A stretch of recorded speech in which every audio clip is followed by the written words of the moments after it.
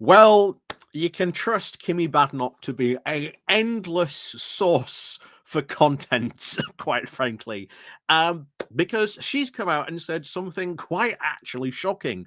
First of all, she comes out and suggests that Brexit isn't working.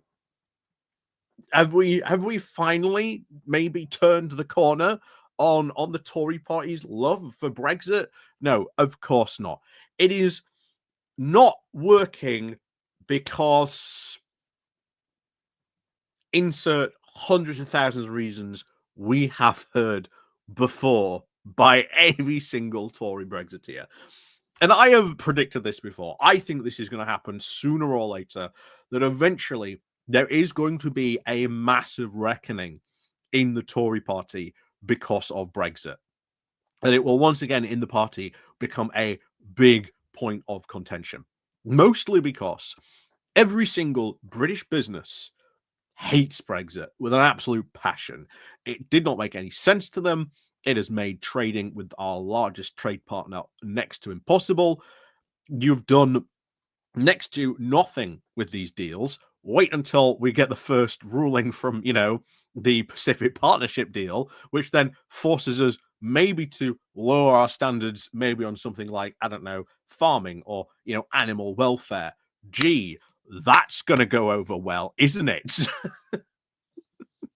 So sooner or later, there will be a reckoning in the Tory party. It is bound to happen sooner or later, and a fundamental rethink of Brexit will have to happen because she's only gone and basically said, continuing the foreign policy, said quietly but not out loud that, well, if we get back into power again, what we'll do is we'll just ignore the EU and just continue on as if it doesn't exist. And yet, Keir Starmer right now is doing the exact opposite. He's saying, no, the EU exists. We've got to deal with them. We've got to, negotiate with them. And that is the correct way, like the right way to go about doing things if you are a leader, especially, as the EU represents our, closest, largest trading partner that there is. We cannot escape it. There are problems with the Brexit withdrawal agreement. We are going to see those discussed next year. We are already looking for a negotiator, which we talked about just recently as well. So you are going to see Brexit probably next year get talked about quite a bit. As much as, we can see that Labour really does not want to talk about Brexit, it is going to be in the news headlines probably quite a bit next year. So, as always, before we go talking about what Kemi Badenoch had to say on this, thank you very much to all those people who do help and support the channel. Like I say, down below, there's the Patreon page, there's the Buy Me Coffee link where you can buy me coffee, the YouTube thank you button, and of course, as always, there is the Pony Club down below as well. So thank you very much to everyone who does help and support the channel that way. Even if you do just click the like and share button, it all helps. So let's crack on over then to the Independent covering this. The title of Kemi Badenoch suggests that Brexit is not working, as Tory leader says the party did not deliver on immigration. So, Kemi Badenoch has now admitted that Brexit isn't working, saying that the previous government did not deliver after the country voted to end freedom of movement. So, she is blaming this all on immigration. She is blaming that, look, we did Brexit because of immigration. If Brexit was meant to end immigration, why after Brexit have we seen immigration go up? Like, and what is she going to suggest to, quote, do something differently? Because she's about to suggest that she's going to do something differently. And this is what we have seen so far from Kemi Badenoch, that she's all talk and no bite. She has yet to put forward any serious policy because she knows the second that she does, that's when the Tory party will start to fracture. And it's inevitable. So she cannot keep on putting off what she is going to do. So it comes now as the Tories now promise to offer, quote, a new leader with a new approach to try and tackle high levels of migration, warning that, quote, the system is broken and until we accept that, all politicians are doomed to fail. If it is broken, then it is broken because the Tories broke it. There is a big collection now of mayors in France who are basically now saying the same thing, that there are now hundreds of thousands of migrants waiting to enter the UK, but they cannot because our asylum system is so broken that they are waiting there to cross and they can't. And then this in turn now encourages people smugglers, etc. You see the problem. You also see the fact that they're now calling on Macron to undo. I can't remember the name of the deal, what it was called now, but it essentially allows UK migration officials on the French soil and French on the UK side. They're calling now for that to end, which in turn will certainly increase, immigration, at least in the short term. So it's not going to sort of end well for them. But anyway, she continues. So she says, of course, we ended freedom of movement, but the system that replaced it is not working. You ended freedom of movement. You had years to come up with a replacement. Years to come up with a replacement, and you did nothing. Because you broke the system. The Tory leader told the press conference in Westminster that, quote, under her leadership, we are now learning from our mistakes. If anything, you are but learning from your mistakes by saying that, by not, offering anything new. Preempting, of course, the publication of the net migration figures on Thursday, which, bear in mind, show that they've gone down by 20%. Ms. Badenoch said that tomorrow's figures will likely show a reduction in net immigration, and no doubt that the new government will take credit for that reduction. But that change is due to the reforms the Conservatives made during our final months in power. What changes did the Conservatives make in their last months of power that caused that? Are you suggesting that the Rwanda scheme was working? Are you suggesting that the Rwanda scheme was good? Are you basically going to say you're going to restart the Rwanda scheme? At the end of 2023, the party also announced, of course, an increase to the minimum earning threshold for overseas workers by nearly 50% from its current position of 26 to 38,000, as well as ending, of course, the 20% going salary rate discount for shortage occupations. So basically what they did, instead of you've raised the threshold, you're going to earn at least this amount. And of course, if you are, in an industry where there is a shortage of occupations, tough. Which, bear in mind, we are seeing a shortage of occupations in our whole range of industries across the UK because of Brexit and, our no longer access to migrants who want to come here and want to work and want to be British citizens and, pay taxes. But there you go. So speaking alongside, of course, the shadow immigration minister, Chris Phelps, she pledged to now introduce a hard cap on the number of arrivals in the UK and a, quote, zero tolerance policy for illegal immigration. Again, there will be consequences for that if you do that. Hard cap on the number of arrivals. What do you mean? How are you going to introduce that? What is that number exactly going to be? Zero tolerance policy. The Tories were telling us for the past 14 years that they had a zero tolerance policy. Anyway, she continued, or at least Chris Phillips, I think, continued. Millions, of course, want to come here, but we as politicians do have the right by the citizens of the country, of this country, before anyone else, the Tory leader said. She also promised to review the UK's membership of the European Convention on Human Rights. Of course, she did. But this is to keep the right-wingers of her party happy. Remember, during the election campaign, Kemi Badenoch openly said that leaving this is not a silver bullet. And she is right. This would not solve any migration problems. It would cause huge problems, of course, for us. Not certainly for the withdrawal agreement, because, that is pretty much, well, baked in to it as well. So that would certainly cause a big, big problem. But she continues to say, we'll review, of course, every policy treaty and part of our legal framework, including the ECRHA and the Human Rights Act.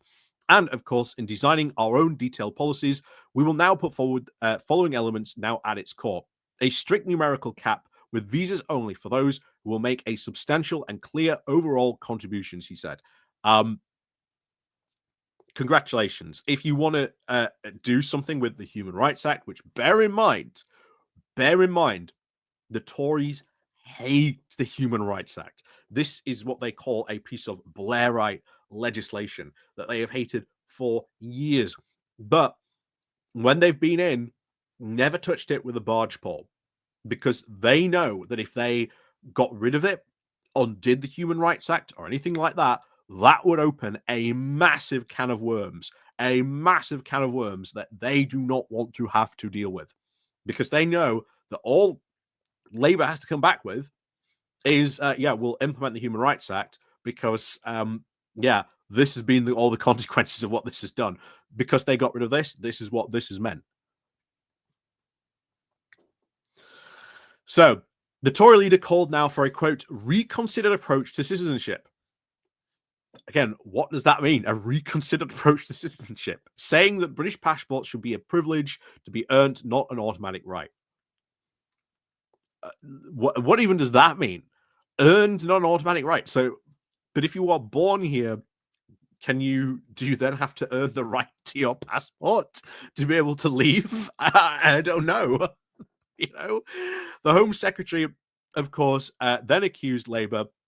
So the Shadow Home Secretary then accused Labour of being, quote, reluctant to talk about immigration much at all, claiming that the truth is they do not have the answers.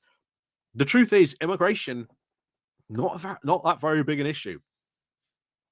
It is only a big issue when you see people like Farage making it a big issue, saying, immigration is the problem. Immigration never ever been the problem of all the problems that they cite because of immigration. It is the ultimate Trojan horse for blaming all these problems. Well, clearly it's immigration. And Labour have done the right thing by staying away from it.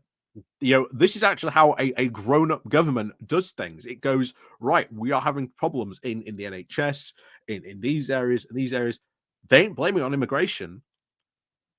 They're saying, look, we are having problems because of years of chronic underfunding, or this problem that your government did, or so they are dealing with this properly. And this is how an actual grown-up government does things. Instead, she has to now say, see, it's immigration. So, Mr. Philip also said that the Conservatives have, quote, taken some steps to reduce migration, adding that it's also true that we need to get much further to take tougher measures, as Kemi set out just a few minutes ago. And of course, tougher measures will include a hard cap on numbers and, of course, zero tolerance for illegal migration. So, with a new leader, the Conservatives will develop a new approach. Really? What new approach? Because what you have just basically said there is what the Tories have been saying every single moment when immigration came up. We are zero tolerance. We are tough on illegal migration.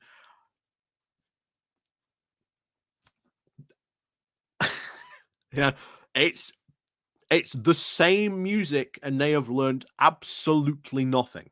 Absolutely nothing on this.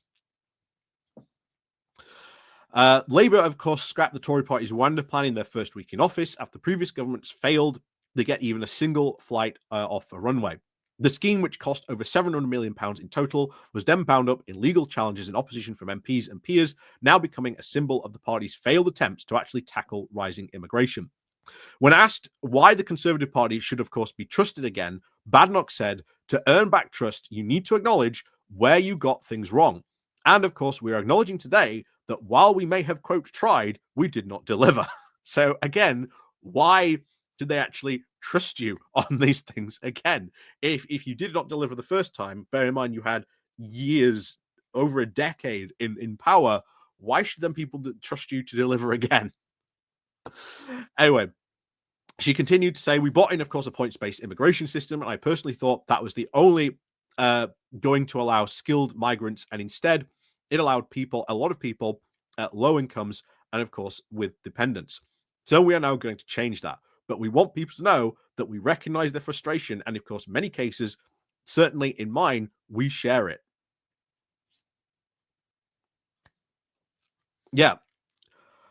Congratulations. You brought that in, a points-based immigration system. Why did you do that? Oh, yes. That's because Nigel Farage said that, had been saying that for years. We are going to bring in a points-based immigration system. When that failed,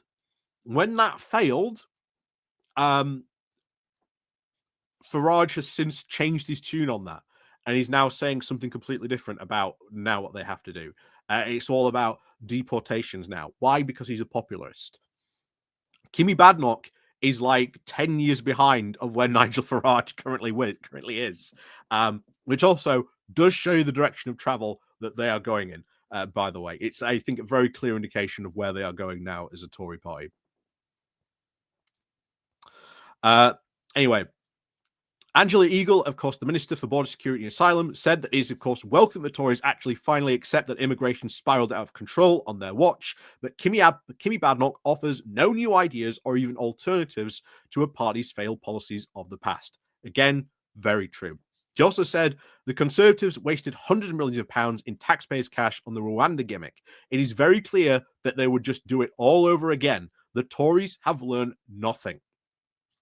And with that, I think we can agree. They really have learned nothing if you've been listening to them. The entire leadership fight, there was no acknowledgement of, things went wrong. If Kemi Badenoch wants to take responsibility of saying things went wrong, then she needs to actually start saying where the Tory policies were wrong.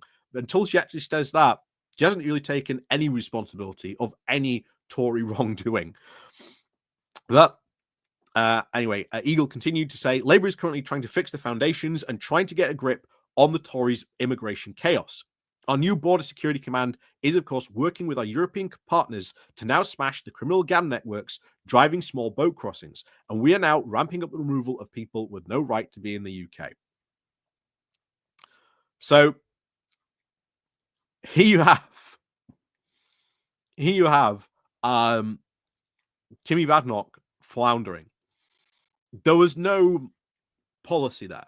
There was no policy there. Oh, we might do this. We might have a look at the no commitment, of course, to leave the European Court of Human Rights, but we might look at it. But if I do win, I won't have to do anything. You notice, of course, she's bringing up the Human Rights Act. Tories have hated this piece of legislation for years, never done anything about it. Why? Because they know the massive can of worms that would open. It opens up the easiest, if anything, election win ever. Bring back Human Rights Act. Easiest piece of like any future government, if they should ever win and they do remove it, to come back. Yeah, we'll just bring back the Human Rights Act. Like day one. There it is. And yeah, if they want to get rid of it, they know the huge challenges. They know the huge problems it will create for them if they get rid of it. Smart Tory leaders talk about it, but they talk about it as little as they possibly can. Kemi Badenoch has already committed the cardinal sin.